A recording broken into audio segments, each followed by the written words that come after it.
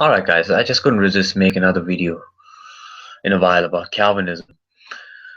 Because really, if Calvinism is true, then like the atheists would say, one may just live their lives to the fullest, not caring about any of the consequences. I mean, let's be frank about it. I mean, say that again. If Calvinism be true, if the Calvinistic idea of predestination, that is correct, which it is of course not, and I've discussed this many times, but if it is, okay, just assuming it is, and that is what the scriptures were teaching, and that is what God was saying,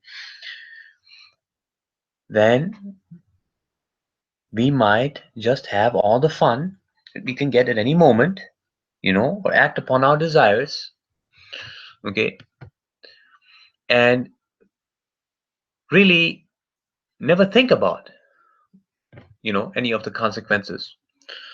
Because everything, the consequences and the very desire, all of that has been preset by God. We had nothing to do with it, and I mean nothing. Okay, we couldn't do any otherwise because God forbid, right, that we could do otherwise, right? We would, overturn the will of God according to Calvinism. So it would be blasphemous according to Calvinism. This is how evil really Calvinism is if you think about it. Because even then, if you really want to break this down, even when I pursue an evil thought, and I say I have to change this, even if I call upon the grace of God, it won't change according to Calvinists, because the thing is, there is no thing such as grace. The grace of God, when it's irresistible, it cannot be resisted. So if God has not given me, right, the irresistible grace, that means it is part of his will that I follow that evil desire. So I would basically be thwarting the will of God if I put in an effort not to do that evil deed, to hold back and say, no, I can't do this. You see, I love God. I don't want to do this. I want to love God more. No, this is not allowed. This kind of thinking is not even allowed in Calvinism because it would be considered works. You see how evil that is? You see how highly problematic that is? No. On the other hand, I mean, you can just sit back and say, well, let me pursue that evil thought. Okay? Because it is not me who could have done any otherwise. For God's grace has left me for a while, or God has relaxed his grip upon me, such that now I would have no other possibility than to do the evil. So let me rejoice. Because given that I am the elect, or I'm amongst the elect, which is fixed, and I have nothing to do with that, God will eventually call me back home anyways. And I will start to live the life of a righteous person automatically. You see? Of course, this never happens, right? People do not start to live, and this is the biggest trick of the devil. Okay, that God, see, a cooperative effort is always demanded by God. That's how God has set up the system. Okay, this life is a test. It would not be a test though if we were predetermined in the Calvinistic sense to go to either heaven or hell, or even just to heaven in the Calvinistic sense. Okay, then life would not be a test. You see? And by the way, the idea that everybody is equally evil is also wrong. We've discussed this many times. We all know that we fall short of the glory of God. There's no discussion. But that does not mean that every human being is, you know, equally evil. No, that's not true. Some people make more evil choices than others. Okay, this is crystal clear, right? And when people get the grace of God, not everybody responds equally to the grace of God. Some respond less, some respond more. Okay, and that is not, effectively controlled by how much grace God gives. Okay, this effective control and determinism is where, the fault lies. And that is where it becomes very ugly. You see, grace is not a remote control, so to speak. Okay, but we have discussed all of this many, many times. I just wanted to point out the fact and emphasize one more time that if Calvinistic soteriology be true, anybody could just basically or this could motivate anybody on this earth who believes in this system to do basically anything they want at any given moment. Okay, and no Calvinist can tell me that they only have good thoughts at any moment in time, or they only have the desire to do good at any moment in time. No, they don't. Don't even deceive yourselves. There are times when evil desires come about in a Calvinist. The question now is, according to the real soteriology, the soteriology of the church, okay, the proper soteriology, the church that knows how to lay out scripture. Of course, we as human beings have a choice, a free will, you know, in that moment to choose to either follow the right way by the grace of God, or to resist the grace of God and go by the bad way, the wrong way. Okay, but not so according to Calvinism. So that Calvinist that has these evil thoughts and evil desires at that moment can satisfy himself by saying, well, given that I am of the elect, which by the way they can't know for sure, but let's say there's only two possibilities really. You're either elect or unelect. So there you go. So if you're unelect, then you can live your life like you want anyways, because you're going to hell no matter what you do.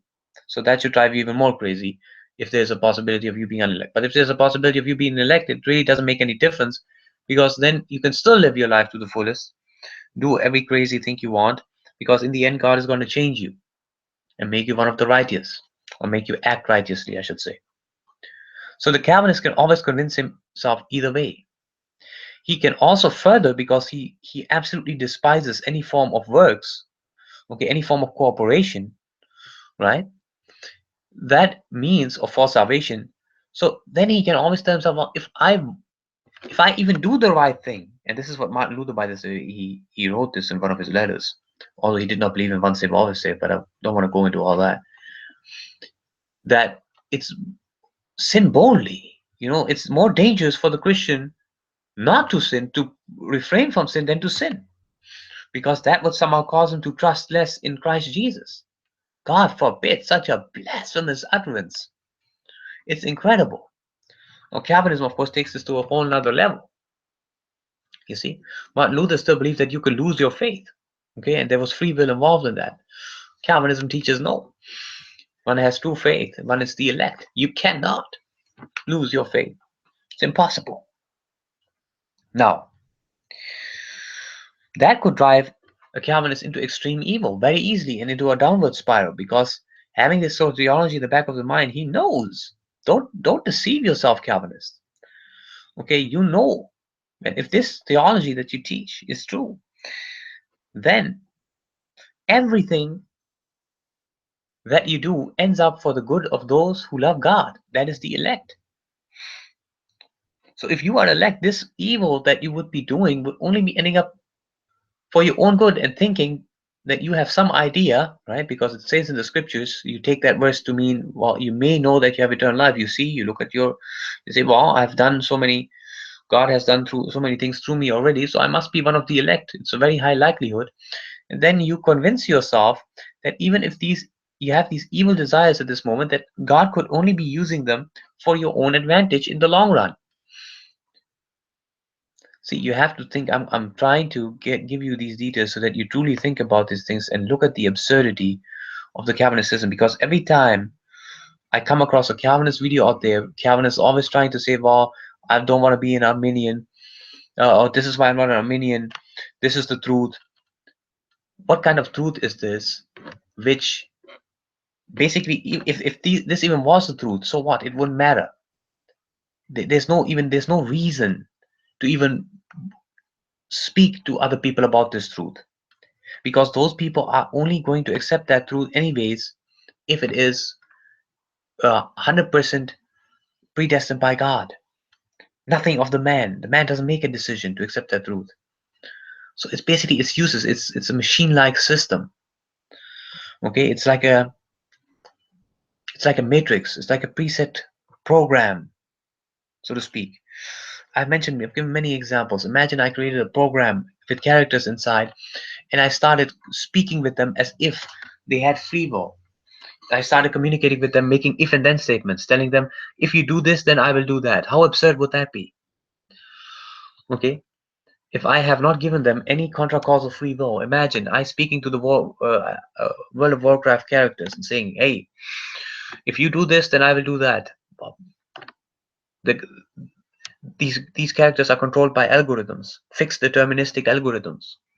There's no spirit behind them. There is no contra causal free will in them. I'm talking about those characters that are automated now, not the ones that there's a player behind it. That's a different story. But the automated characters. Does it make any sense for me to say such things? If you do that, no. Yeah, I can play mind games, yeah, for sure. But that is like me playing. Are you gonna, God forbid, say that God is playing a game here? Okay. That he's playing mind games, right? All right. Or he's playing a video game, enjoying himself in that way? Is that what you're saying? Or is it real, what God has created? That's the question that you need to ask yourself. No. We believe there's a contra cause of free will. Okay? God allows people to work against himself because they have free will. He has given them free will. It's not that God has programmed the system such that people would do what they do. No, that's not what it is. Okay? And we have gone over this many, many times. So I can't stand Calvinists even talking against the Armenians. No, I'm not an Armenian. I'm a professing Eastern Orthodox. Okay? But when it comes to soteriology, the Armenians are closer, or even there are some who call themselves traditionalists amongst the evangelicals, and they are closer when it comes to soteriology, at least, to the Orthodox, okay, understanding, which is, of course, historically speaking, the early church, the consensus of the church, and the church, not the Bible, by the way, is the pillar and foundation of truth. Okay, I can't say this enough. Nowhere does the Bible say the scriptures are the pillar and foundation of truth. It's the church. Okay, the church gave us the Bible. Okay, and we have become rebellious. We are not willing to accept the system that God has set up. God has never placed the Bible in an, or given us the Bible through an.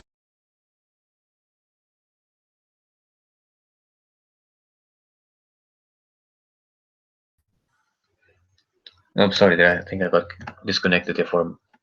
But anyways, God has not decided to give us the scriptures through an interdimensional gateway or from, or just drop it from the sky. No, He has decided the scriptures and with the sacred tradition, of course, all tradition, as it says even in the scripture, hold fast to the traditions both by word of mouth and written.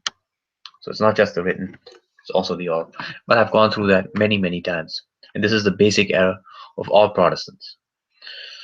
But like I said, there are, of course, still evangelicals that are closer to the truth than others. And yeah, I'll just leave it at that for now. Think about these things very carefully, please. Take care. God bless.